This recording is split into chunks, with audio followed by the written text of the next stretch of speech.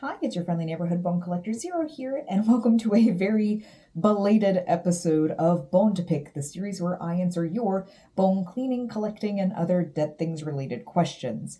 If you know me, you probably know me from TikTok, and you might know my Bone to Pick series. Basically, I get a lot of questions since I collect dead things, asking how I get them, how I clean them, so on and so forth. I came over to YouTube to do these videos because I can go a little bit longer, I can explain in a bit greater detail, and hopefully I can include some visuals depending on what the almighty YouTube gods allow me to get away with. But also, I wanted to change around the order that I did my Bone to Pick episodes in, just to make it a little bit easier. Like my last one was, what is vulture culture?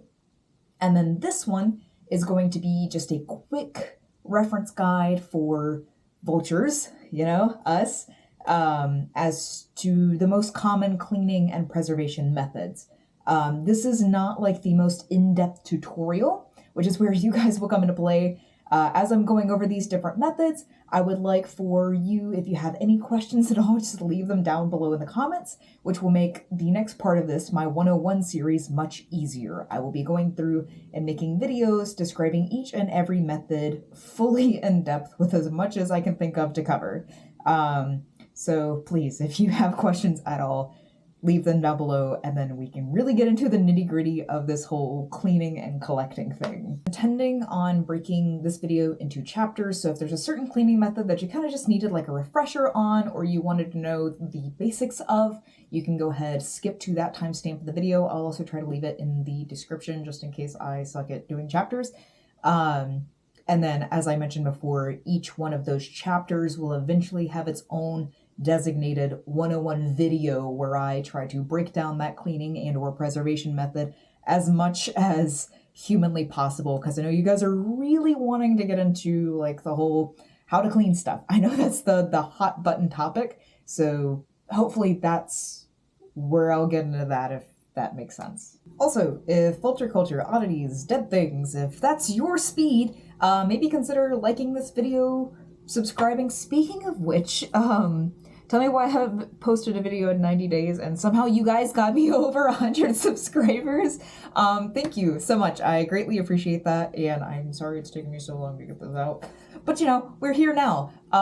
So yeah, maybe drop me a comment just, for the engagement. And anyways, let's stop rambling and let's actually get into the cleaning methods. That's what you're here for. Okay, so I will be breaking this up into mainly two parts, which will be cleaning methods that will leave you with entirely clean, bare bones, and preservation methods, which will leave you with either partial or wholly preserved specimens. So, onto the bones. So let's start with one of the quintessential vulture culture methods, which is maceration. They kick the bucket, you put it in the bucket. It basically just uses water inside of a bucket. Let's take a shot every single time I say bucket. You put the water in there and you put the specimen in there, and basically all that does is it allows bacteria to decompose the tissue, and then voila, you are left with nothing but bone. It's fairly simple because all you do is put water in it, then you put thing in it, then you wait. I do recommend doing weekly to daily water changes just because that allows you to kind of check and see what's going on. It's fairly cost efficient, you just put something in a water bucket. It does help to keep it warm, so either do it in the summertime, or if you can invest in an aquarium heater, that also works. I will say though, not for people with weak stomach. It smells horrible. It is not good soup. Not good soup. It is very, very bad soup. So, maceration. The next rather easy method is burying. I will say, in personal experience, for me, this has been difficult, but it's because of the way that I did it. If you were going to bury something, I recommend doing it in kind of an enclosed area. So if you have like a flower pot or like a sandbox or something like that that's enclosed on the bottom, because it reduces your chances of actually losing your specimen, which is entirely possible. Somehow you bury them and they walk away. I don't know. But burying is exactly as it sounds. You take your dead thing and you put it in a hole and then you wait. It can be kind of a difficult thing because it's hard to tell how long exactly it's going to take. It depends on the weather, it depends on the type of soil, how deep you buried it, the compaction, etc., etc. And another thing as well is your dead thing can get dug up by scavengers, or they can get broken if certain things walk on them. I don't recommend this for small bones unless you're going to put them in like a little cheesecloth or mesh or something like that, because they're going to vanish on you. But I'm not going to deny that it is fairly simple. You just have to be very careful with it, and if you're going to be digging it up, you also have to make sure you're not hitting it with your shovel if it's not in like a flower bucket or something. So just a word of caution, it is a fairly simple method though. So burying.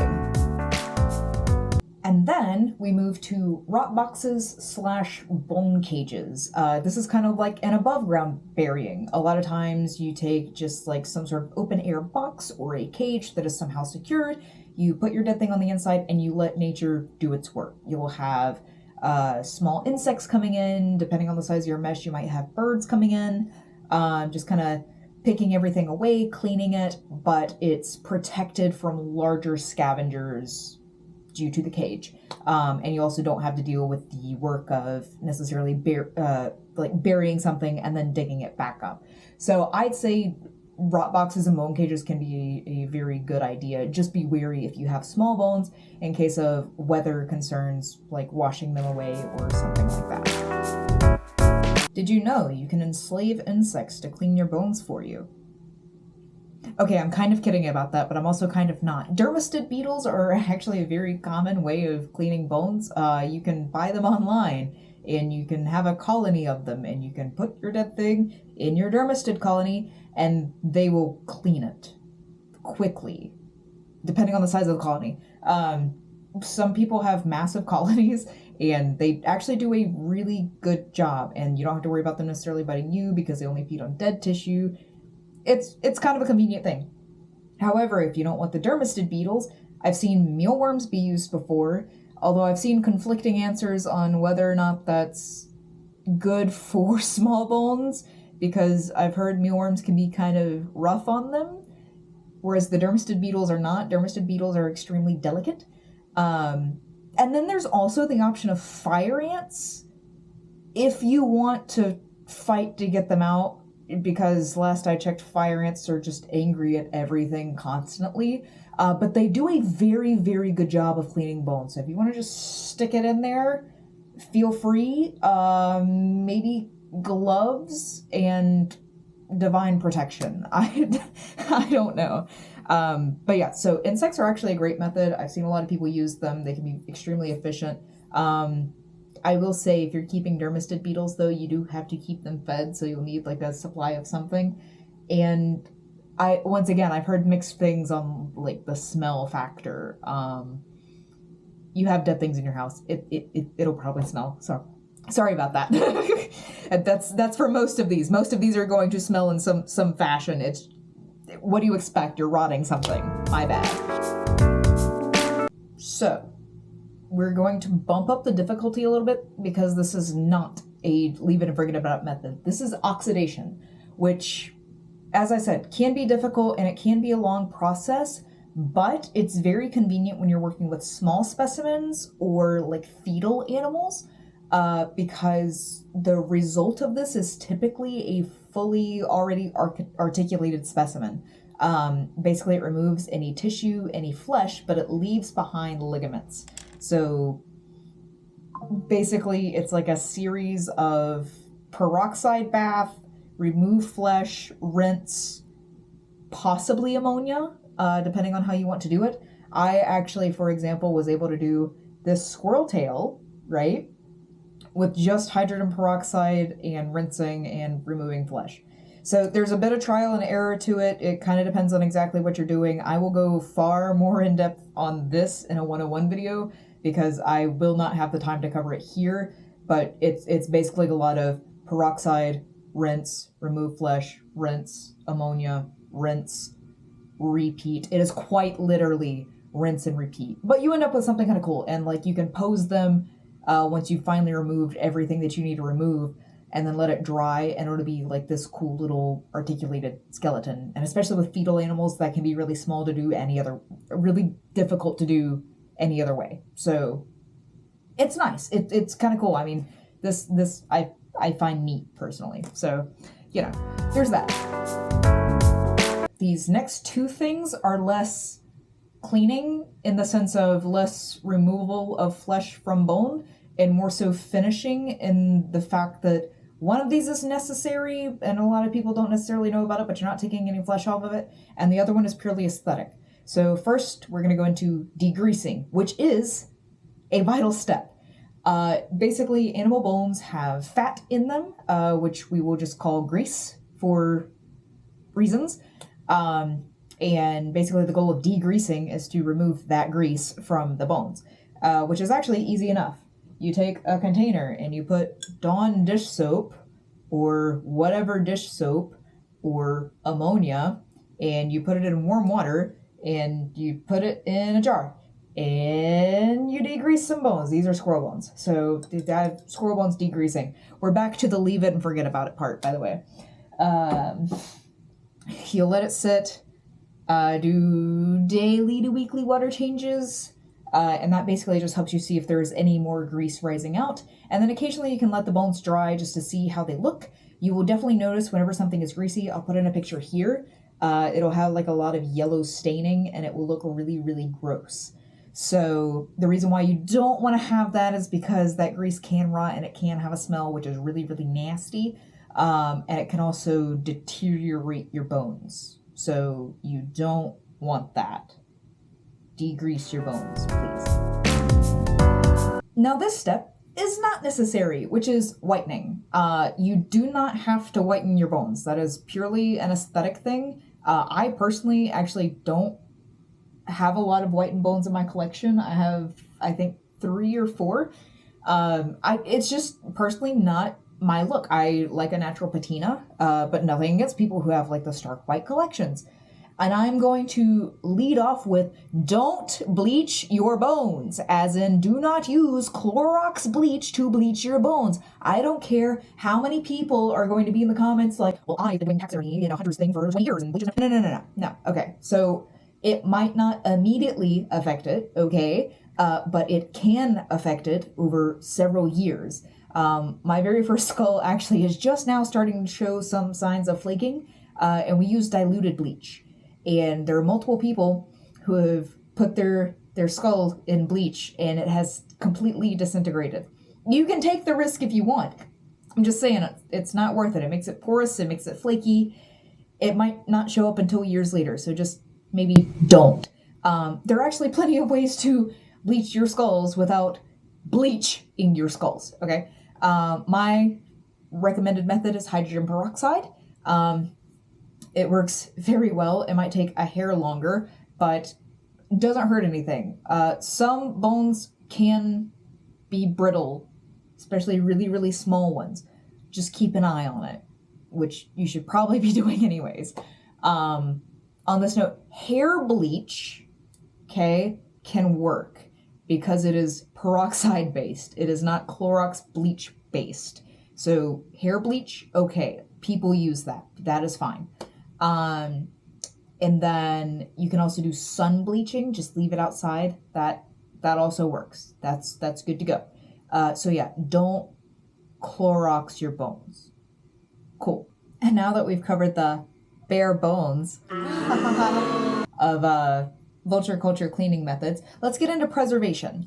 I will say most of these are going to be far more complicated, which is to be expected as you are keeping 2 more layers, as in the meat and possibly the fur / skin / whatever it is on the animal you're working with. It's to be expected that it's going to be more difficult, so just keep that in mind. There's a couple methods here. These 101 videos will probably take longer to come out because a lot of them are much more difficult for me to do and I do not have the supplies for them yet, but fingers crossed we will one day. So let's get into that. Let's cover the easiest of these first, which is mummification. This works great, especially if you're working with smaller specimens or like just limbs or tails or something like that. I've done it multiple times. In fact, here is a beaver foot that I mummified myself. Lovely.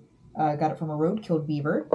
And so basically all you'll need for this is some sort of drying agent. I like to use ethyl alcohol, not isopropyl alcohol. You take your drying agent, you inject it full, let it sit, let it soak, take it out, let it kind of dry out just a hair. And then I like to use a mixture of salt and borax. Salt dries. Borax is really nice to help keep the smell down. And both of those things, you bury your specimen in that mixture and you once again forget about it. So you can go back to the sit and leave it.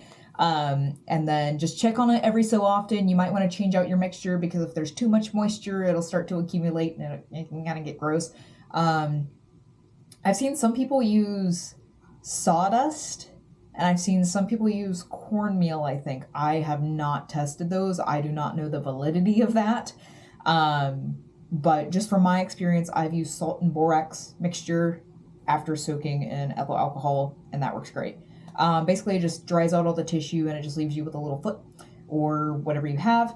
I believe if you're doing whole specimens, you might need to remove innards, depending on the size of it. I think really, really small fetal animals, like the bacon seeds, as people call it. I'll put a picture right here. I think those are left fully intact. I'm not entirely sure. I will do research on that for the Mummification 101 video. So, mummies. All right, next. I am fairly certain everybody is familiar with taxidermy because that's like the main thing that most people know about. Taxidermy. This is a gray fox mount, actually. So, taxidermy. So basically, taxidermy is performed by having an animal. It is skinned, the pelt is prepped, and then a form is created, usually out of foam. They used to be made more so out of hay, and they would actually have the skull still in the head. But nowadays, it's typically just a foam mount. Features may be sculpted out with a certain type of clay just to kind of bulk up certain areas and make it look more realistic to the individual animal, as a lot of these molds are pre-made. Glue is slathered all over the mount, and then the pelt is fitted over it. Everything is kind of tucked into place. It is sewn up, and the taxidermist will go through and adjust things as needed. They might go through spray like the nose and the lips just to give it some color. It's usually glass eyes, so it is not the real eyes. And so they just sit there, they make it look nice, and hopefully they are left with a lifelike mount once everything is done. I'm having to redo this section because I forget certain words probably can't be said on YouTube. So, we are going to get into kind of dangerous territory now with wet specimens. I'm sure everybody probably knows what a wet specimen is. If you think of like a mad scientist's lab, you'll probably think of this. Your biology teacher probably had them. So this is an iguana egg wet specimen that was given to me by Moonwitch Oddities, so go check her out. But yes, wet specimens can be extremely dangerous. Editing zero here, it's the preparation of wet specimens, not the specimens themselves that are dangerous. Thank you. You were working with a chemical called formalin, which is used as a fixative. You need gloves, you need proper ventilation, you need a mask, everything, okay? Do not work with this if you are ill-equipped to do so. I'm so serious. Basically, you take and inject the specimen through with formalin. It is then fixed by soaking in formalin, and then it is rinsed in water and let soak in water to leach out the chemicals. After a final rinse, it is then put in a container with 70% isopropyl alcohol. And that's kind of how it's maintained. 90 is too much, and it can start messing with the specimen and making it not so good. And then if it's too low, it can still possibly rot. So make sure you're using like 70% isopropyl. Alcohol on its own is not typically strong enough to be a fixative. So it might work with bugs to an extent, but if you have a normal specimen, just putting in alcohol, it'll slow the process of deterioration down, but it's not going to completely stop it like formalin is. Wet specimens also do require some maintenance for longevity. You do have to top off the isopropyl alcohol. You have to make sure their containers are still well sealed. There's just a bit that goes into them, but they are super, super fascinating. Again, if you're planning on doing this, take the necessary PPE, okay? Thank you. Love you. And lastly, we're going to get into, I think, one of the most interesting to me and one of the least well known to the community, diaphonization. This is also known as clearing and staining. If you've ever seen the wet specimens where it's just like, it looks like it's just bone or tissue that's stained really bright colors, that is diaphonization. Basically, these go through a series of multiple chemical baths that turn flesh translucent, but it stains certain parts. And depending on the stain you use, it'll stain different parts. So it yields some really, really amazing results. It takes a while. It can be kind of tricky. It can be kind of easy to mess up, but I have seen some really cool stuff come out of it. A lot of times it's used in smaller specimens, but evidently if you're willing to put in the time and the effort, you can do kind of larger ones. I think the largest I've seen was like a puppy. And that was pretty cool. So definitely go check Diaphonization out, and I am very excited to talk about that one because then I get to talk about all the different stains. They're super colorful. It's just really neat. This is just going to be me fangirling over Diaphonization if I keep talking about it. So we'll just stop with that one. All right, and there you have it. A Vulture's quick reference on the most common cleaning and preservation methods of the community. I am so sorry this took so long to come out, but I'm a college student. I work almost full time. This has also just been a lot. We had a hurricane, I had an appendectomy, then I didn't get to keep my appendix. It's just been a lot going on. But yay, I'm glad I finally got to get this video out. As I mentioned, I will be doing 101 videos on each and every single one of these methods, and I'm hoping the way that I will do it is basically performing it and kind of bringing you along for the process. So depending on how long the process takes is probably how long it'll take me to get that video out. But for sure, leave me some comments down below just to kind of let me know what you need to know more about. Or if you already know about the topic and you just know the usual FAQs, please leave them as well, just so I kind of, I deal with this stuff a lot, so I don't really think about what people might not know. It can be really off the wall stuff. If it's too off the wall, I just, I might not include it. But I would be extremely grateful for that. Yeah, so glad to finally have recorded this, had this out. I hope you enjoyed it. I'm still getting used to the long format content, so I'm sorry if this is awkward and me rambling and the editing's not great and the setup's not great. Sorry, we're working on it. But yeah, if you enjoyed this video, if you like vulture culture as a whole, if you like topics about the macabre, maybe stick around, maybe like this video, maybe subscribe. Again, thank you guys so much for over 100 subscribers. I am over the moon about that. I'm actually kind of really surprised.